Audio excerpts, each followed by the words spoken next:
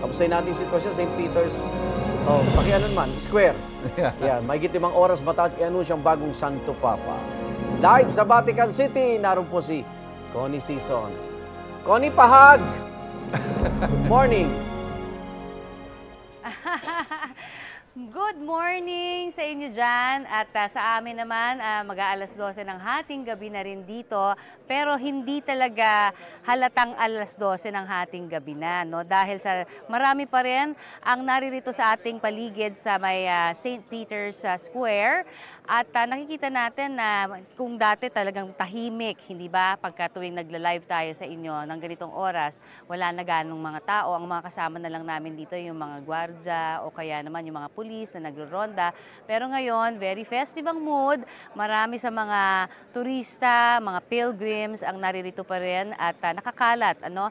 Of course, hindi naman kasing dami na. Nung kaninang na-witness natin, hindi ba, noong i-anunsyo na Habemus Papam, hindi ba? Meron ng estimate ang Vatican Police na 250,000. Pero sa tingin nga natin, dahil nandun ka in the middle of the crowd, talagang ang pakiramdam ko parang mas marami pa doon. Ano? Pero bagamat na hindi na talaga kami makausad dahil sa sobrang dami, no, dito sa mismong area ng St. Peter's Square. Galing dun kami sa may area sa labas pa no. Medyo lumabas kami dahil nagkakaroon ng intermittent na signal. Kaya hirap kami na humagap ng signal. Hindi namin alam kung anong rason, pero ganun ang same problem na naramdaman ng naranasan ng lahat ng mga nagko-cover, no? Dahil siguro sa dami na rin ng tao.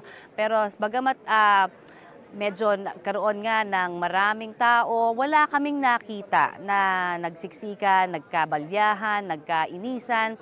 Lahat ng nakita ko na mga muka sa paligid ko, naglalakad kahit na medyo siksikan, walang uminit ang ulo, masaya, nakangiti, and in high spirits. Una sa lahat, Mare, anong naramdaman mo nung makita mo na yung puting usok? May kalapati pa Oo, alam mo, magkahalo no? Talagang I can't explain.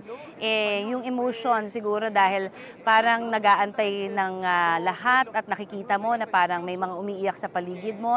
Siyempre, alam mo naman, pag may nakita kang parang very high ang emotions in that way na talagang alam mong nararamdaman nila, nakakahawa din. At the same time, parang excited naman din ako na malaman sino kaya. Inaabangan ng napakarami, pati ikaw syempre, 'di ba? Nandito na rin tayo. So, nagkakaroon ng feeling na parang gusto kong malaman at gusto kong maging hopeful na ito ay magiging okay lahat nitong paglabas pa lamang ng puting usok hanggang sa matapos na lumabas na nga sa central balcony ng St. Peter's Basilica ang bagong Santo Papa. Connie, may mga nakausap ka na ba dyan kung ano magiging expectations sa leadership ni Pope Leo XIV sa Simbahang Katolika? Alam natin, missionary siya na matagal sa Peru. Pero ano kaya yung magiging expectation sa kanya ngayon? Well, alam mo, siguro walong pari ako na na-interview at nabanggit nga nila na Agustinian si Pope Leo XIV at ang talagang kumbaga they live by yung humility and humility. Yan daw ang talagang kumbaga ginagawang isinasabuhay ng mga Agustinian priests and of course kung doon ka talaga galing sa order na yon, yun ang talagang ginagawa mo sa buhay. So nakita din daw nila na napakaganda no ng mga mensahe na ibinigay ng ating bagong Santo Papa dahil nag-focus ito no sa unang-una peace. No? Sabi nga niya talagang kinakailangan lahat ay magsanib puwersa to achieve it.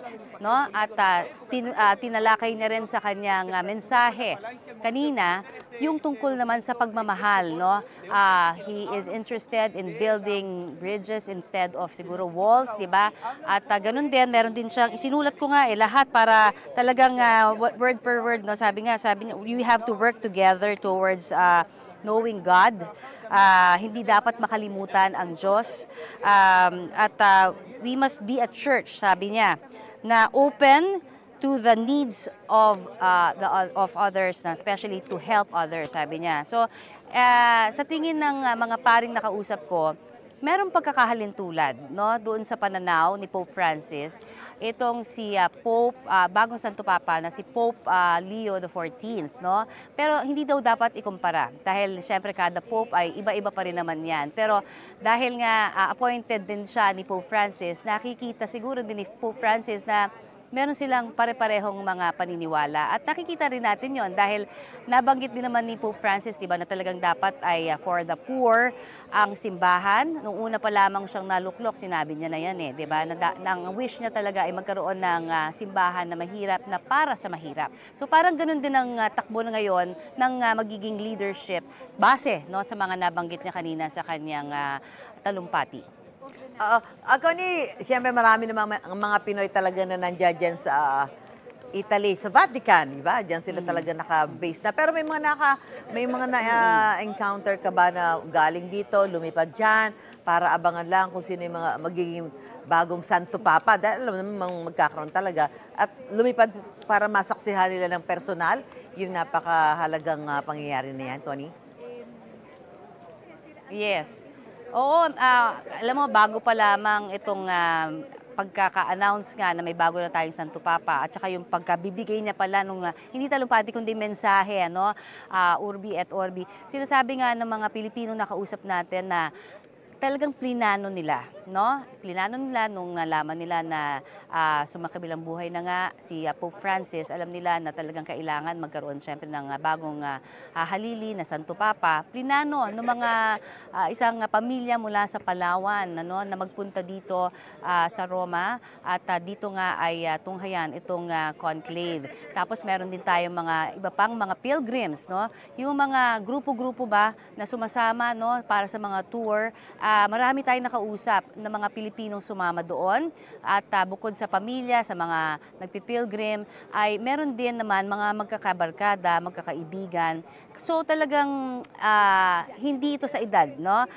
Nakita natin kanina mga bata, mga medyo nakatatanda na at maging yung mga teenagers ay naririto, no? Talagang nakita natin na masigla yung kanilang pananampalataya. Talagang hindi mo matatawaran, yung parang pagpunta nila dito at kahit paano nagsasakripisyo dahil ang hirap tumayo ng napakatagal. Pero talagang bumalik-balik sila, no, kahit na ilang beses pa na nagkaroon ng itim na usok tayong nakita, hindi ba? Bago tayo nakakita finally ng puting usok kanina.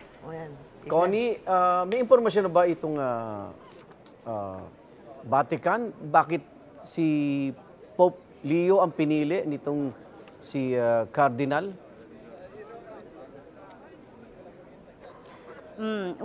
Walang communication as to that reason, as to the reason kung bakit nga siya yung napili, Pero definitely dun sa mga nakausap natin mga pare, kaya sila nagkakaroon ng general congregation, hindi ba nagkaroon sila ng 12 general congregation, ay para lubos na magkakilanlan sila personally, no? Dahil ito nga mula sa iba't ibang parte naman ng ating daigdig, no, na nagsisilbi bilang kardinal. So ito yung pagkakataon sa mga congregation na ito na nalalaman nila kung ano yung mga stand ng bawat isa sa mga issues na kinakaharap ng simbahan.